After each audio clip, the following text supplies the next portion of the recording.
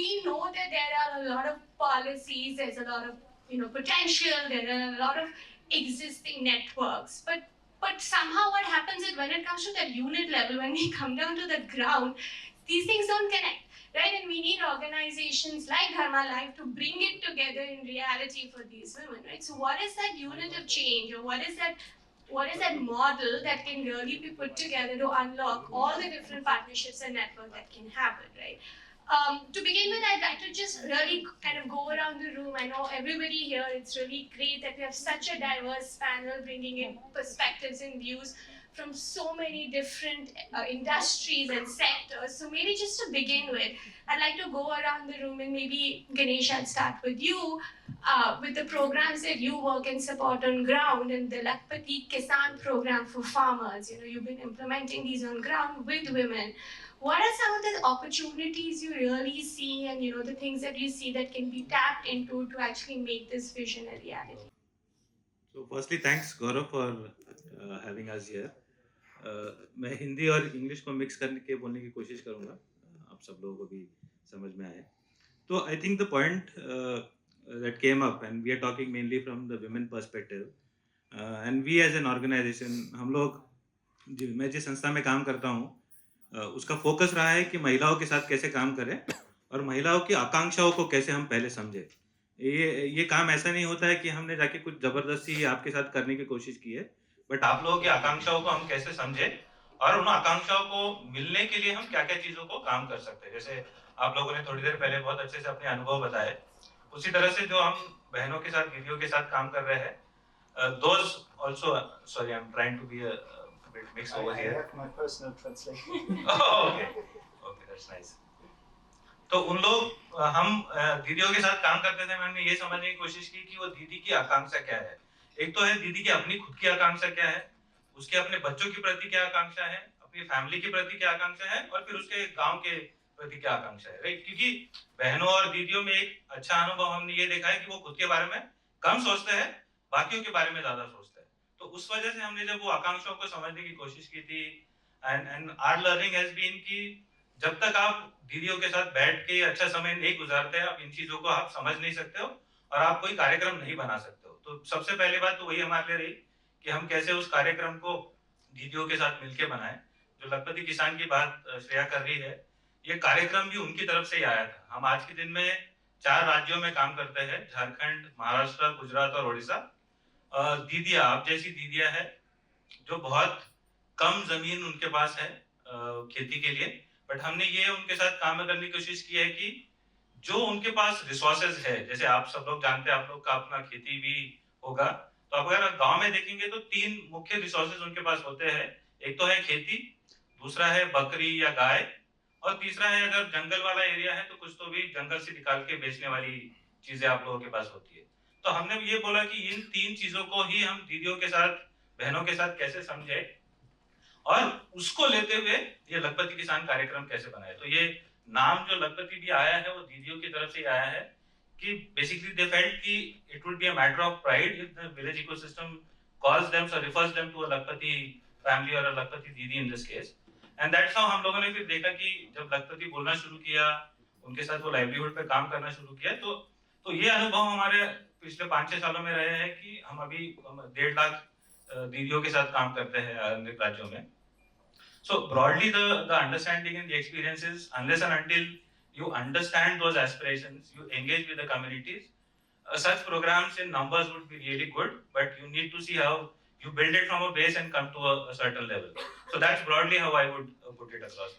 नहीं, एकदम आपने ठीक बोला, because I think that until we understand the reality on ground, and I think Suhela maybe coming to the care program, क्योंकि the one reality is that the amount of time women have to devote to work is over and above the domestic responsibilities and care responsibilities they have. तो अगर हम उसको भी नहीं सोचे कि उसको how do we create solutions around that, we are never really going to be able to create holistic solutions. And I know care is, so 45% women in the country today say that they don't work because of the childcare responsibilities. And for the rural economy, we would unlock that. That's 8 to 10 crore additional women, right? तो हम कह रहे सबसे ज़्यादा जो औरतों को struggle होती है वो घर के काम में और जो बच्चों को या बड़ों अपने घर में उनका ध्यान रखने में, तो उसके लिए also we have solutions, and I know that UN Women is partnering with Dharma Life on solutions around that. Would love to hear some more of that. Thank you. और सबसे पहले मैं आप सब लोगों को ये भी आपका जवाब देने से पहले मैं सबको का ध्यान इस बात पे केंद्रित करना चाहती हूँ कि हम बात किस चीज़ की कर रहे हैं. हम केयर इकोनॉमी की बात कर रहे हैं, तो केयर का क्या मतलब है, इससे हम क्या समझते हैं. हम सब की ज़िंदगी में हम किसी ना किसी को हमें किसी की मदद करनी होती है. जब बच्चा पैदा होता है तो हमारे ऊपर बहुत ज़िम्मेदारियां होती हैं कि हम उसको अच्छे से पाल पोस के बड़ा करें. या जो बुज़ुर्ग होते हैं हमारे घर पे, उनके लिए हमें पूरे टाइम उनकी सेहत का ध्यान रखना होता है. उनकी बहुत सारी ज़रूरतें होती हैं जो हमें करनी होती हैं. और ये कौन करता है? ये सबसे ज़्यादा जो ये ज़िम्मेदारी है वो सिर्फ ज़्यादातर ये ज़िम्मेदारी महिलाओं पे आती है. तो अगर हम ये बात करते हैं कि हमें महिलाओं का अगर हमें सस्टेनेबल लाइवलीहुड्स की तरफ काम करना है, तो जब तक हम ये बेसिक मुद्दों को ध्यान देकर उनको सॉल्व करने की कोशिश नहीं करेंगे, हम कैसे एक्सपेक्ट कर सकते हैं कि महिलाएं जो हैं वो कंट्रीब्यूट करें 100% अपना इकोनॉमिक एक्टिविटीज़ में. तो इस मुद्दे पे हम यहाँ पे बात कर रहे हैं. नाउ अगर मैं नंबर्स की बात करूँ, श्रेया ने पहले से ही कुछ नंबर्स बोले हैं, लेकिन पूरी दुनिया में महिलाएं जो हैं वो 2.8% ज़्यादा समय व्यतीत करती हैं इन केयर रिस्पॉन्सिबिलिटीज़ पे. भारत में ये परसेंटेज 10% है. यानी आप सब, यानी हम सब 10% ज़्यादा टाइम अपना इन्वेस्ट करते हैं केयर रिस्पॉन्सिबिलिटीज़ पे. उससे क्या होता है? उससे हम अपनी जो हमारा वक्त है वो हम अपने इकोनॉमिक एक्टिविटीज़ पे, बहुत सारे लोग चाहते होंगे कि हम इवन टीवी देखना, मुझे थोड़ा सा टाइम चाहिए अपने लिए टीवी देखने के लिए, मेरे पास वो भी टाइम नहीं है क्योंकि मुझे अपने बच्चे और अपने घर के बुज़ुर्गों का ख्याल रखना है. तो ये जब तक हम इस मुद्दे को बहुत ध्यान से रिकग्नाइज़ नहीं करेंगे और इसको सॉल्व करने के लिए स्ट्रैटेजीज़ नहीं बनाएंगे, तब तक हम सस्टेनेबल लाइवलीहुड्स की बात नहीं कर सकते. तो अब धर्मा लाइफ के साथ मिलके हम क्या कर रहे हैं, हमने एक पायलट प्रोजेक्ट लॉन्च किया है. और वो प्रोजेक्ट जो है वो 3 कम्युनिटी सेंटर्स हमने पायलट के तरीके से स्टार्ट कर रहे हैं. एक रांची में, एक वडोदरा में और एक सतारा में.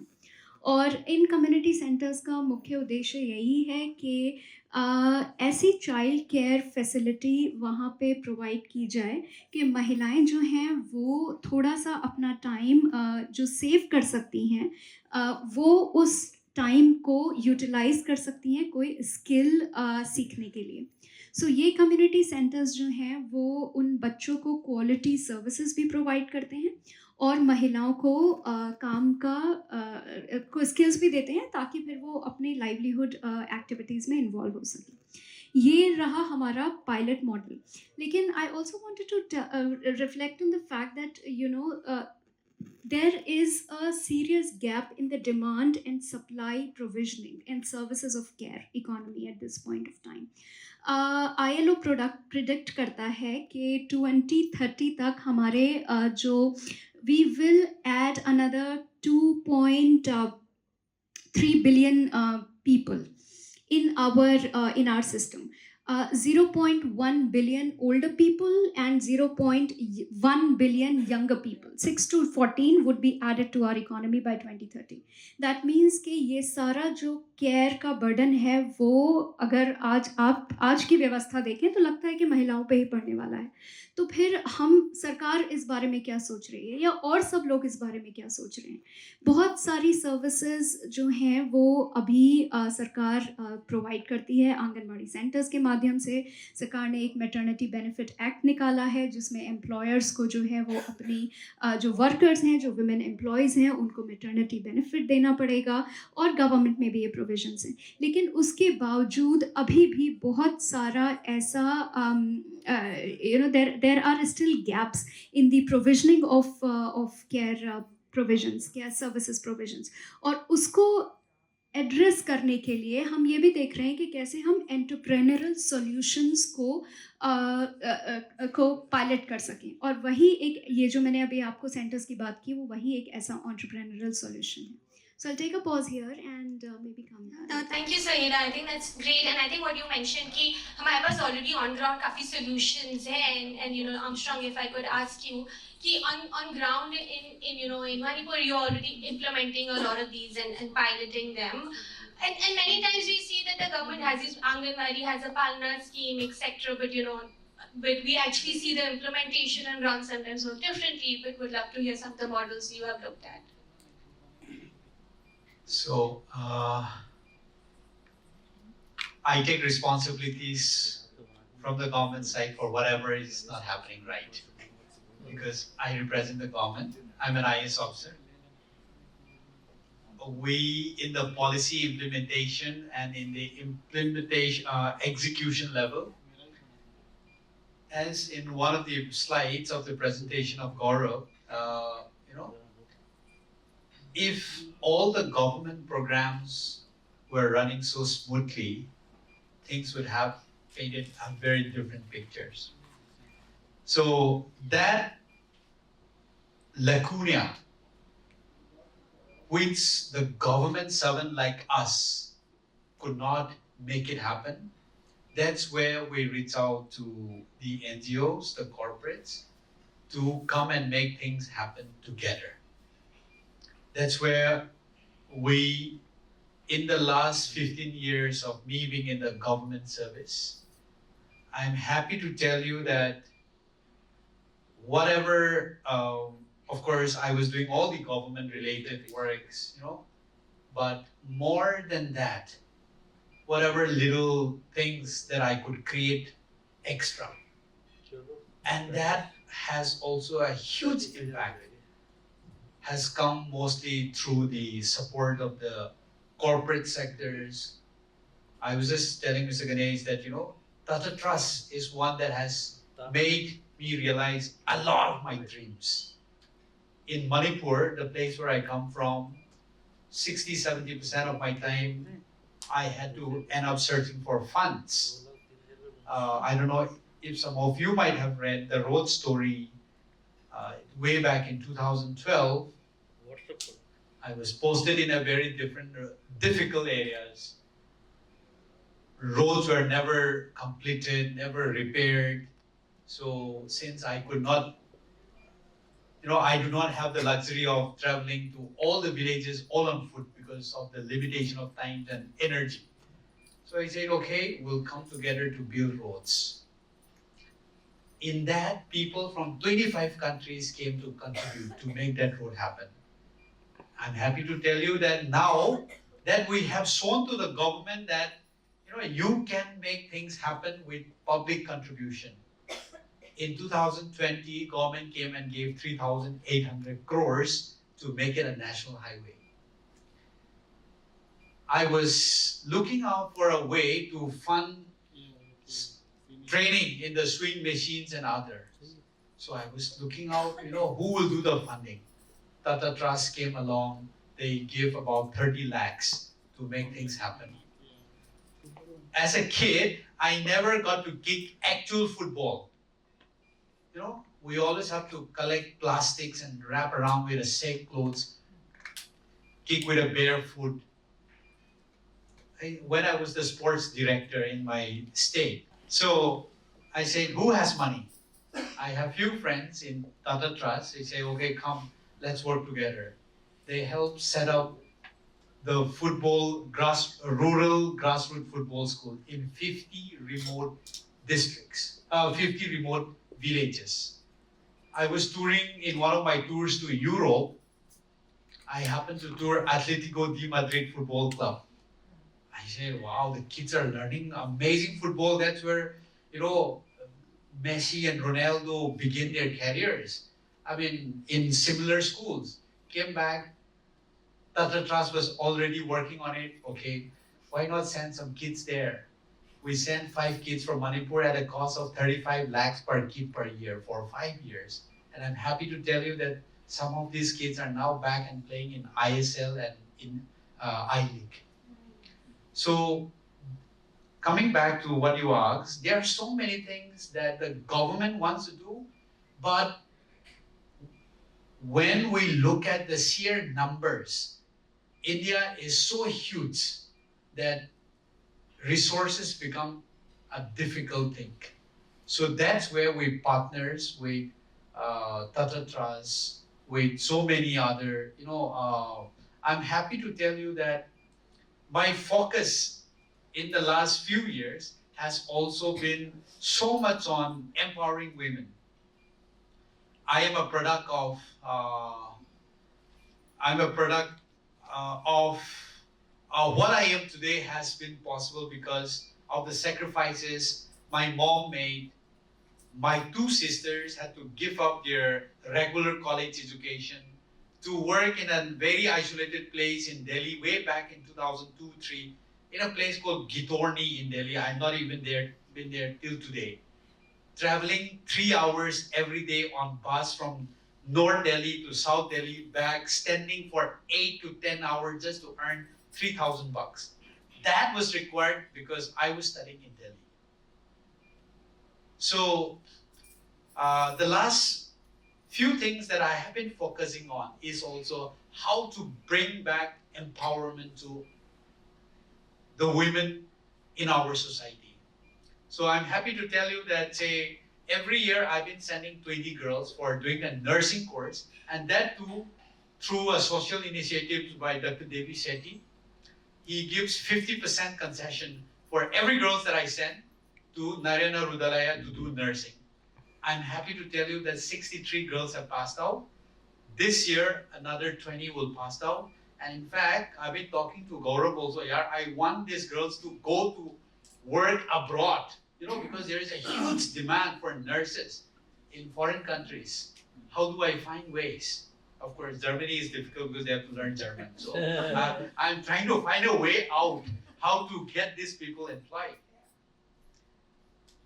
And also, in 2020, I was in Bangalore. I met a friend of mine and they said, like, dude, can you send some of your girls to do coding, to learn coding? And my girls will not be able to learn.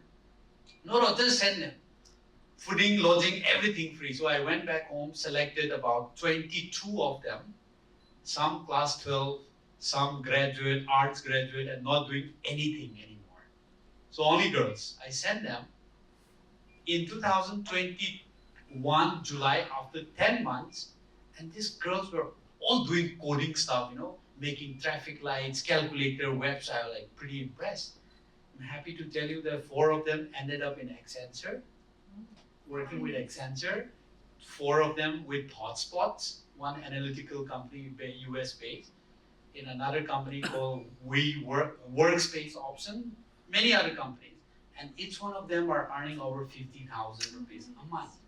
So I think there is a lot of opportunities that if the government and the corporates come together to work, there can be a lot of things that we can bring changes in our society.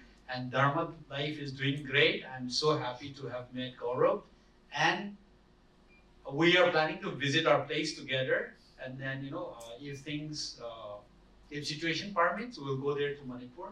We're starting Dharma Life project in my district, Tamenglong. So that's how the journey Oh, is. very inspiring.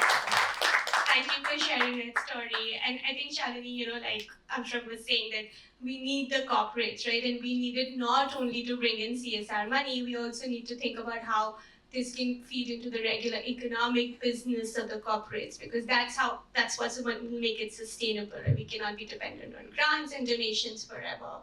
So, what are some of the ways that you see Google or other big corporates supporting programs like this to really enable people from the grassroots to take part in this economic development? Firstly, how do you follow up with that?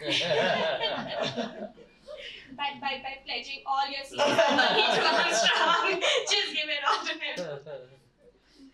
So, if you think about it, right, over the years, if I think about how to make all of us successful, each of us as a woman requires in my mind, three things. First is the chance. Chance where we are born cannot make a difference as to your outcomes, but it does. But if we have to remove the chance, there are three things I think we need to solve for. One is access to skills. Second is access to capital. And third is access to market. What you produce, kahan bech sakte ho aap, right?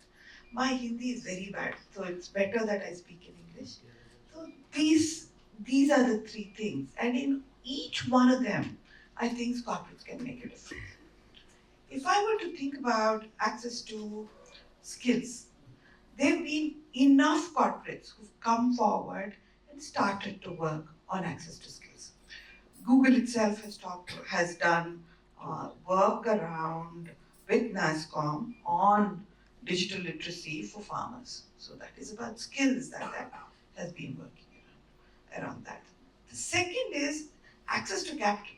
I think that possibly is the easiest, and working with the government, access to capital and with the current tech ecosystem is easier than ever before.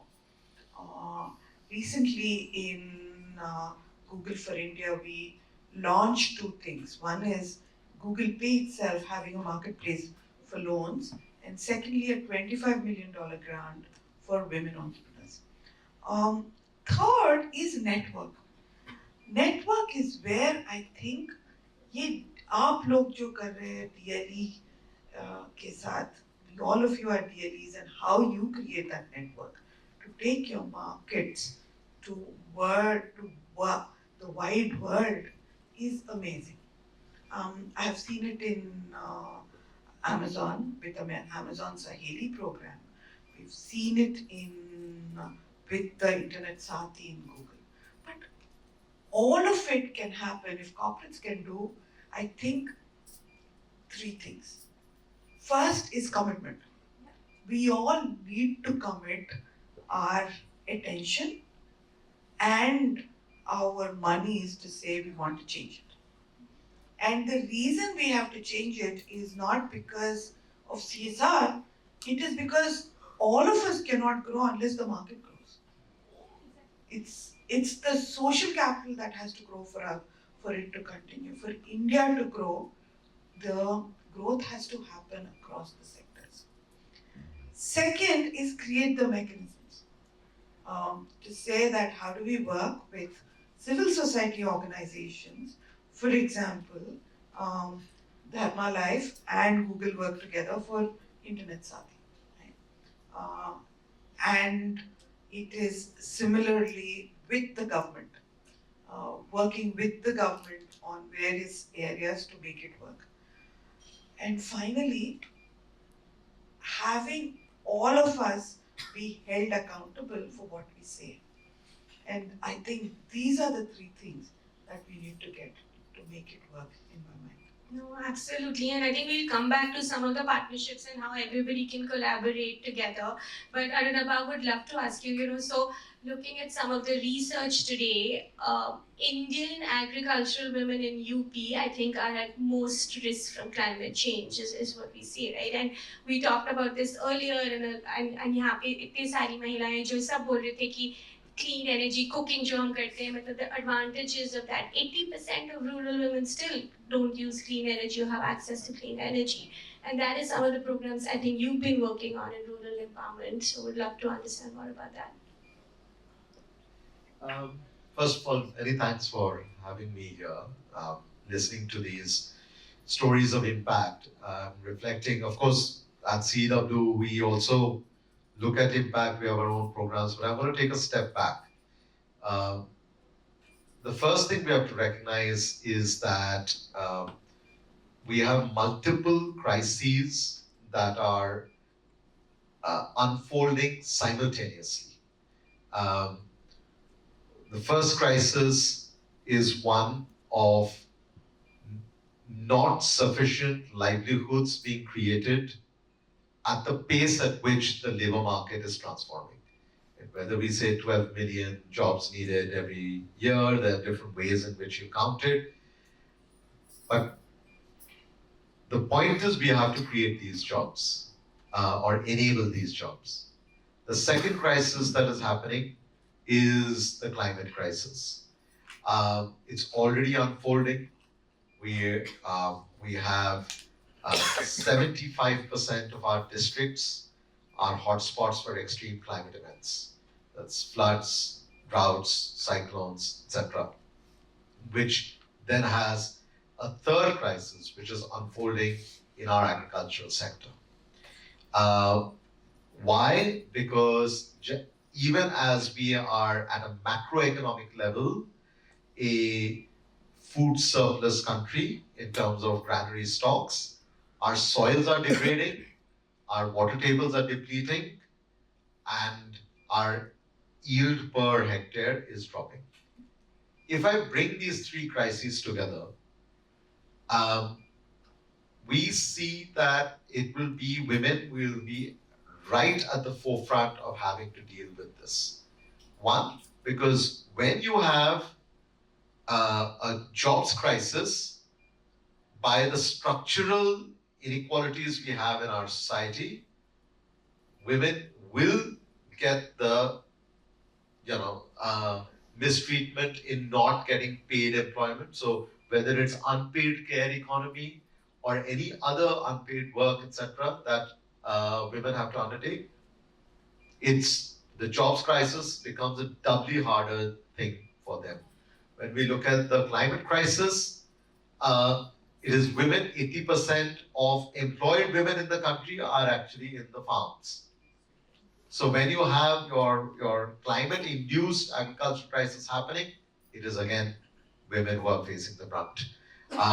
Because the men have the option of at least distressed migration. The women are then looking after the family land and the family household and the children. So they are handling it that way. And then of course, this is not just happening today, but how it will then unfold over the next decade or two as that farm crisis and agriculture crisis unfolds. So what is the counter? So this is the problem. So how do you counteract this? You counteract this by a completely new model of sustainable livelihoods. Whether it is something that Dharma Life is doing, or CEEW is doing, or Tata Trust is promoting, or Google is supporting, right? We need to stop thinking that we'll solve the jobs crisis by creating mega factories where 10,000 people will be sewing t-shirts. That model is over, right? Equally, we can't deal with the climate crisis unless we think about climate resilience as a business model itself. And you can't deal with the farm crisis unless we think about a transformation in our food systems rather than in our agricultural practices. If I bring these three things together now, the approach we are taking at CEEW, we had a program called Powering Livelihoods. We supported initially just 6 startups. Now in our portfolio, we have 17 startups. The idea was how do you use clean energy in a distributed fashion, but to support livelihood activities that counteract the farm crisis and the non-farm employment crisis against the backdrop of climate change. So this could be irrigation pumps running on solar, food dryers running on solar, milk chillers running on solar, silk weaving machines running on solar, and so on and so forth. Right? In just 2.5 years of that program, 11,000 technologies deployed, nearly 19,000 livelihoods created, but 72% of these micro entrepreneurs that we have enabled happen to be women. Right? So you're no longer, if you remember, I said we have to create the jobs. And now I want to say, I don't want to ever say that again. We are nobody to create the jobs. We are here only to enable the ecosystem within which the jobs are created. So you support the enterprise, you support the entrepreneur, and you support the ecosystem. That's one approach. Another approach is to look at where scale is coming even on farm, say through the systems transformation in the food systems. Natural farming. Right? We have in Andhra Pradesh alone, more than 8 lakh farmers practicing natural farming, now probably closer to 10 lakhs. Right? Based on that experience, central government is looking at natural farming. But these are all smallholder farmers, half-acre plots. Most of them women. The whole training, etc., spreading through women-run self-help groups. Right? And finally, even in the rural economy or the peri-urban economy, there's the non-farm activities where women can play a role in the energy transformation system. Up in UP, we've been supporting a program called Vidyut Sakhi. They are basically rural women who have become electricity bill collection agents for the power distribution companies. But in the process, they're getting the digital skills. They're collecting money for the power distribution companies, but in the process, they then get more disposable income to upskill themselves. Back to the point that was being made earlier, that skills is the first thing you need to do. These examples, and I'm sure we can all come together and give 20 more examples, they only will scale if we shift away from our existing paradigms of development. Because otherwise these become anecdotes. Anecdotes of scale, of size, but not shifting the paradigm of development. So in order to do that, we have to confront the crises we are facing and use the crises for a very different approach. No, and that's absolutely spot on, right? We have a lot of examples. Everybody has models of development in their own areas, districts, and companies. But how do we scale them? How do we take all these examples together? And for that, we need collaboration, and we need alliances. We need the value chain to be broken up and different experts to come together to be part of the value chain. So would love to hear what are models that we've looked at of collaborative in development. You said we need new models of development. What could that new model look like, and what could people in this room, we have corporates, we have government, we have funders, we have agencies, how can we come together to create some of these new models that are needed to scale these innovations so that they reach a larger audience? Rather than me speaking, I think trying to give the model skills, finance, and networks, right? But how? Now, the skilling can be done better and faster using the digital tools that we now have that we did not have earlier, right? So, for instance, just as an example, why even in the 1980s we had NGOs training women on tailoring, right? But now why can't we use digital skills for rural women to be costume garment designers, not just garment stitchers? The value addition comes in design, right? Use the digital tools to, now you have a next level of skilling that you can be doing, right? The same applies to how you're using skills for precision agriculture and precision irrigation in smallholder farming, right? So using the digital tools for the skilling. On financing, it's not just, as we said, it's not just the enterprise financing or the entrepreneur financing, you also need end consumer financing. There is no point creating micro entrepreneurs who cannot then sell their product to somebody else because they don't have access.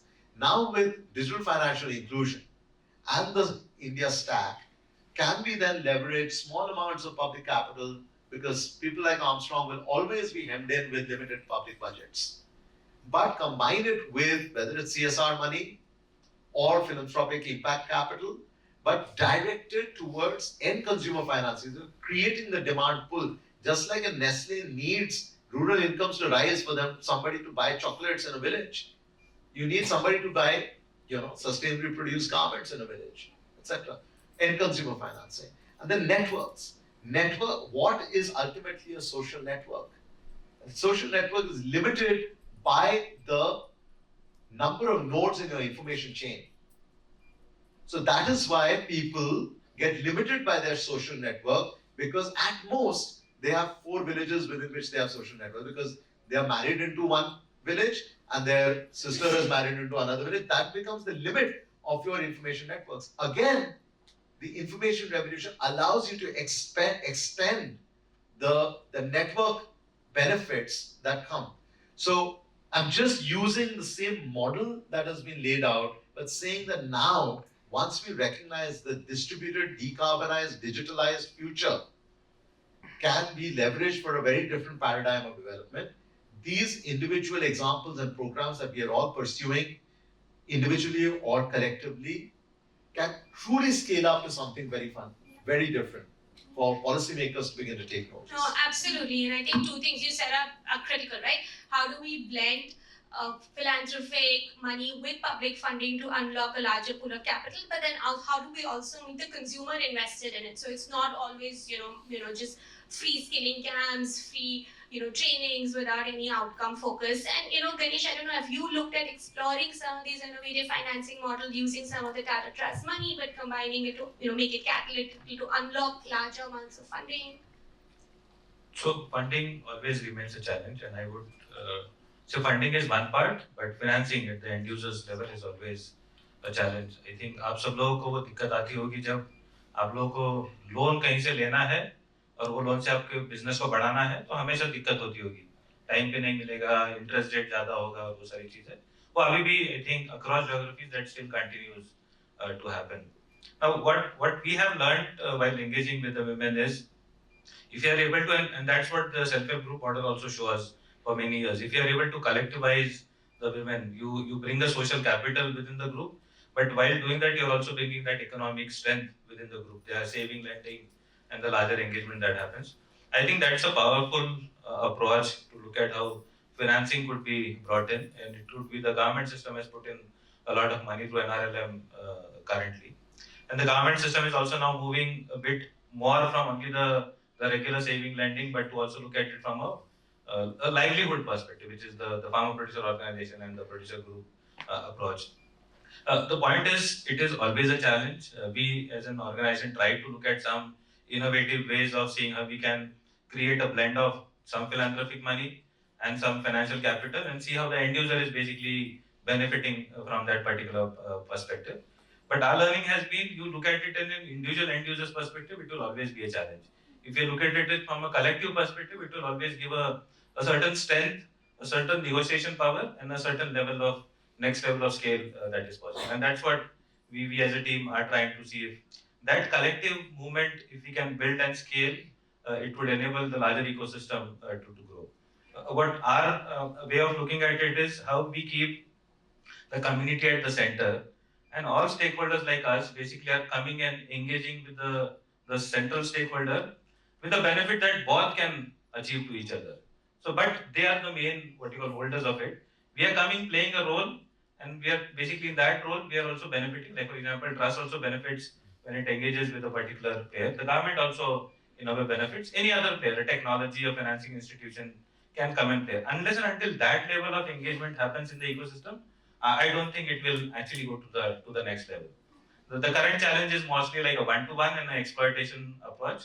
We need to change that. And what do you think, Ganesh, needs to happen? What players need to come together to unlock that today? So what we feel, there are different players that we are actually trying to bring in this case. The government is the first player. We need to see how the government is brought on board to look at. The second is philanthropy, or I think nowadays CSR is there, but CSR has its own challenges, the way it functions. The third stakeholder that we are seeing is technology. I think there was a mention about digital and other related. I think technology stakeholders or even the startup ecosystem from the community perspective, how do we bring in to leverage? The financing institutions, it has a variation. We need to see who are the ones who would be interested to engage and work in this space. And finally, and the most important is the markets. The markets, right from the input to the output market, are important stakeholders in our view who need to come together. And players like us actually can facilitate those connections from the community perspective. And because there would be somebody who needs to be first, like Dharma Life is in a way playing that bridge currently.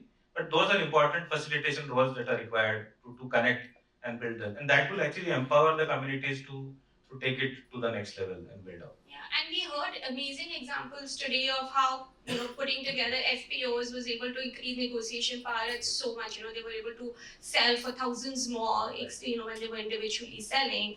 And I don't know, Suhela, is that something UN Women is looking at, putting together different players to really, all these different stakeholders we talked about, but to pull them together to actually make that collective bargain?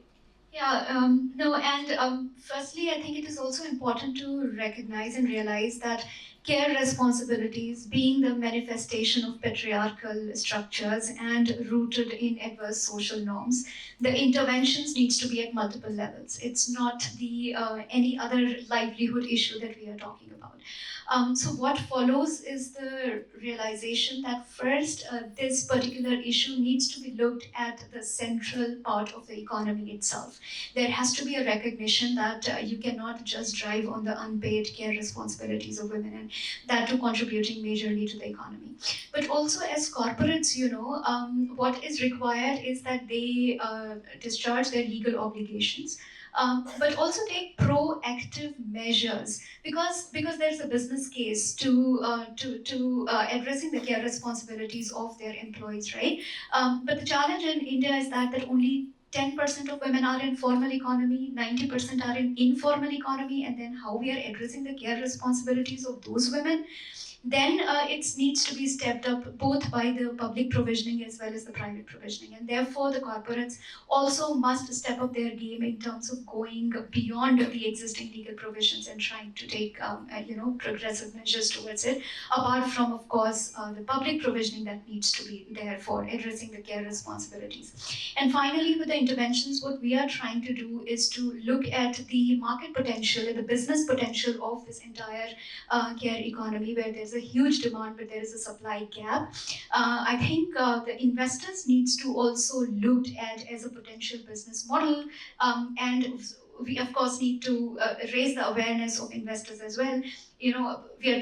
All of us are talking about bringing more investments, but the reality is that how many senior women are there in the investing industry, and when the decisions are made, how then the decisions are made, and and we all know that the discriminatory norms and unconscious biases come into play when it comes to women's access to finance, and including markets. So I think multiple interventions are required for this particular area, and Thank you. And Shalini, I think we've been talking so much about this, right? Like corporates needed in this, and I don't want to put you on the spot for corporate, but the reality is that we need interesting economic models. We have skilling, and Armstrong talked about how these girls, when they were skilled, they were able to get jobs which was much beyond the power of their maybe families that they came from. You talked about commitment, etc. So what are some of the ways that this can become part of, say, a Google or any technology firm's normal business work, that we are able to then go to these communities, create these skilling models, and then maybe hire or use them. We talked about data annotation, we talked about digital tools that we can create to enable this. But how does it become part of the normal day-to-day work at a place like Google?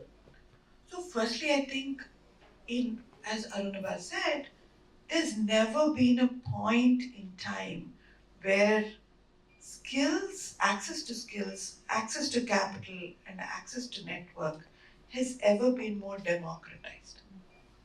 We are at that time in history. Because of technology. Because of technology. We've seen, my mother runs a non-profit, and we've seen that when women are given the right kind of role modeling, they are able to find the skills, capital, and the networks. All you need, DLE is an example of that, right? All of you here are examples of that, right? So I think one is for all of us to say, what is the commitment? From Google's end, Google will also, when you think about Google, it's a large organization, it will always have the right commitment. But I think as each leader, we need to have a commitment, right? And I think it comes from there. For me, the commitment comes in terms of what percentage of my team are women. Right now, 48% of my team are women. And I'm proud to say that I continue to focus on that. Do I focus on what the velocity of women in my team is versus what the velocity of the general population is? And if I take that commitment from my team, it can form role models. So I'm of the belief that if we create in this very democratized society right now, if we are able to create role models, we can make a change. Yeah, and we heard beautiful role models in the Yeah. morning when everybody said कि seeing आप सबको देख के आपके villages में इतनी सारी और औरतों ने आपका काम लिया है तो वो role model becomes more and more important as we go ahead. Armstrong, just to come back to that community level in the morning, Gaurav talked about this district hub, right? How we can put together an actual physical space where we're able to pull together care responsibilities, skilling, distribution, production hubs. But there, from a government perspective, we already have an Anganwadi, we have a CSC, we have a bunch of infrastructure and facilities. But what is missing to pull this together that can really unlock existing schemes, existing infrastructure that the government has, but makes this hub a reality on ground? Well, I may not be able to answer what's missing in the government. I mean, I have been a DM in my own district and also the another district. I really wanted to make things happen, but there are difficulties faced which I do not want to discuss right now. Say in a place where I work, there's something called the midday meal scheme. The rice will come regularly, but the vegetable components will come 6 months later, right? So who will eat only the rice first? So there are certain difficulties. Angalwadi centers, why would you like to send your kids to a place which has not been very well constructed? We sanction for the Angalwadi centers without toilet. We do not have provisions for electricity connection. Till today, Angalwadi center ka electric bill kaun dena hai? This is still not decided. Okay? So there are certain difficulties and certain gaps which we the government faced. And another thing is, who is to construct these Angalwadi centers? Everyone is running around only to compete. May theka lena hai, thekadari ka kaam mein kara denge. That becomes a difficult thing for us to actually implement. However, bringing back the corporates, there has been some friends of mine who tied up with Tatas again. You're a champion today. So, and other corporates to build a model Angalwadi centers. The corporates have provided so many other things that is required for constructing a model Angalwadi centers, and they have done really well. So with that, I also want to suggest, Gaurav and your team, that government has launched quite a lot of initiatives. So like, what's her name? I do not remember. Aapka naam kya hai? Rohini. Say, by the way, I was just listening to you, and I am now in a very different ministry. मैं बहुत अलग से ministry में अभी मैं films देख रहा है. I'm director of films in the ministry. My conversation is with those actor, actress, and film directors. At 3 o'clock, one big film director has been requesting me to get his movie certified because he has to release. In fact, today, but could not do it. So Sunday. So very different. Zamana mein abhi mera kaam. But I was thinking, yaar, your story is so great. I mean, you should make a movie out of it. I was like thinking, kis heroine ko aapka role ke liye lagana hai, So, coming back to, the government has launched quite a lot of good initiatives for financing. Just on the 13th of February, the President of India launched the Scheduled Tribe Venture Capital Fund. That can gives you a loan from 10 lakhs to 5 crores at 4% interest rate, which I feel in the market is like extremely low, right? And you have about 36 months of monitoring periods. So maybe someone from your team should continuously do research on what are the things you can give and enable them to access all of these resources. So that is one thing from the government side which I feel that you should access to this. And of course, I have nothing more to say, but really being inspired by many of you. I have attended many big events, especially being a YGL. We have attended a lot of young global leaders meet, World Economic Forum meet. We talk about billions of dollars, millions of dollars being invested for climate change, this and that. After coming back from meeting, I'm nothing, What do I do? But one thing I also realize is meeting after meetings, they only tell the same numbers. What are there to source in the field?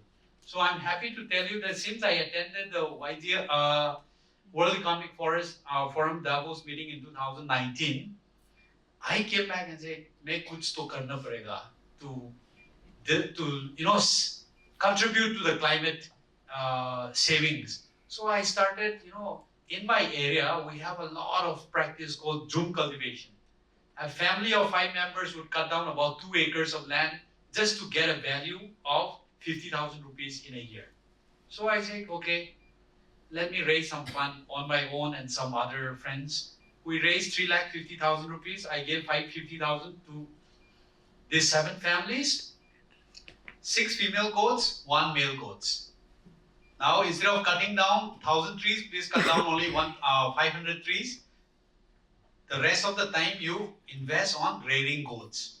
I'm happy to tell you that the last 2-3 years, I've been able to contribute to about 4,000 trees from being cut down. This morning, I'm happy to see, I contribute a little bit of my salary to doing a little bit of what I can. This goat tree, I want to tell the villagers that, okay, don't let your goats roam around because this dirty the village, and goats this fatality rate is very high. So let's do it indoor. Villagers doesn't trust me. So to demonstrate that this is a better practice, this morning, one of the boy whom I am paying 4,000 rupees a month to take care, he just told me that, okay, your goat tree set is over. We're keeping 10 female goats. Next 6 months, I want to demonstrate to all the villagers that, see, this is successful. You have to do this. I'm sure they're gonna copy and learn this. So I cannot talk big things, little things, what I can do. You guys are doing a lot more things, so I'm trying to copy you. So that's what I have to say. Thank you so much. I don't think any of those are little things. I think they're all amazing initiatives. I know Gaurav is standing and saying we are at time. Yes. I just have last thing to say that in that entire care modeling, I think each one of us have also a responsibility, which is that care responsibility is everyone's responsibility. So घर का काम सबका काम है. तो हम सबको वह करना है. ये सिर्फ महिलाओं का काम नहीं है. So I think we should also say, you talked about taking steps, and I think each one of us should also take steps towards this direction. So No, thank you, Suhela. And I was just wondering, Ganesh, Shalini, Arunabha, if you have, one last wish list, really quick, and saying, what is it that collectively we need to do to actually enable the vision of the 1 million women? I won't give a wish list, I'll give a quick story. Just before the pandemic, I was in Guntur in Andhra Pradesh. My half-acre plot पे natural farming एक महिला कर रही थी. वो खुद उस गांव की ट्रेनर फार्मर बन चुकी हैं और उस half-acre plot पे 15 अलग-अलग crops grow कर रही थी. From moringa to chilies, turmeric, everything. वो natural farming करने के लिए उनको fertilizer नहीं देना पड़ता है, pesticide नहीं देना पड़ता है, लेकिन risk भी ज़्यादा है. और वो अकेली थी, उनके पति गुजर गए हुए थे, 2 बच्चे थे, वो एक 10वीं कक्षा में था, एक 11वीं कक्षा में था. तो इतना risk कैसे ले रही है? क्योंकि 3 साल तक शायद उनका आमदनी कम होएगा, उसके बाद बढ़ जाएगा. तो मैंने उनसे पूछा कि उनका नाम उषा देवी था. मैंने उनसे पूछा, आप ये केमिकल फर्टिलाइजर वाला फार्मिंग छोड़ के ये नेचुरल फार्मिंग कर रहे हैं, आप क्या मोटिवेशन था आपको करने का? तो उन्होंने मेरे को अपने वो तेलुगु भाषा में बोला, फिर किसी ने ट्रांसलेट किया, और वो उन्होंने कहा कि हमारा यहाँ पे एक सेइंग है, कहना है कि जहां पे हम कुछ खो जाते हैं वहीं से सॉल्यूशन भी निकल आता है. So, where we find solutions, where we lose things. And I'm referring to this one woman growing 15 crops using natural farming on a half-acre plot of land. One out of the 800,000 farmers doing this, and the largest experiment of this kind in the world. So, my message is that all the solutions we're looking at, unless we are trying to, develop solutions from the ground up, and I think all the examples you've heard are along those lines, we will end up in that very Davos style top down world, which we are all kind of guiltily sort of partaking in. But I would urge us not to have a reductionist approach towards finance. Raising philanthropic capital and raising capital is one part of it, but it is only one part of it. And often what I hear in Davos is this big fund announcement, that big fund announcement, that's highly reductionist, highly apolitical, highly ahistorical, highly acultural. That's high time we get a little more real about what makes change happen. Absolutely. I would say role model. I met Parveen when I was I had just started college. She had come for skilling workshops. And when these group of women were coming for a skilling workshop at a non-profit that my mother was working on, they came back and said they would have an issue coming in because the husband said, you go every morning all nicely dressed and go back with whatever 10 rupees back then. So what are you doing? You can't be doing anything moral or ethical for you to get that money. These women did not have education. They did not have prospects at that point in time, but they continued, powered on, in spite of everybody in their village saying no. These women finally became the role models.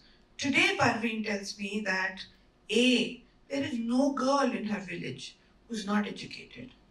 She tells me that nobody dare beat their wife in her village. And then she tells me, will you fund my election campaign when I stand for election next, for the next election? Right? So I think role models and role models like yourself are the ones making the change. It's not the talks that we are having, it is the talk that you give. Absolutely. List from you. No, I have done. Yeah, nothing. I think the presentation that Gaurav made in the morning, the 1 million, I think it's achievable, and I think we can do more, and that's what I think is important for all of us to do more. I think the way Dharma Life got all of us today here for discussions with all the bands and didis also sharing about their experiences, it's important to have not only such dialogues but also to see some actions together to see how we can actually deliver along with the community to look at. And the final point I think Aruna also mentioned is grounds up, not looking at it something that we have to give to the communities, but something that actually comes from them and how do we work along with them. So that's something I think important learning for us to take up and work. Thank you so much, and thank you all for your time.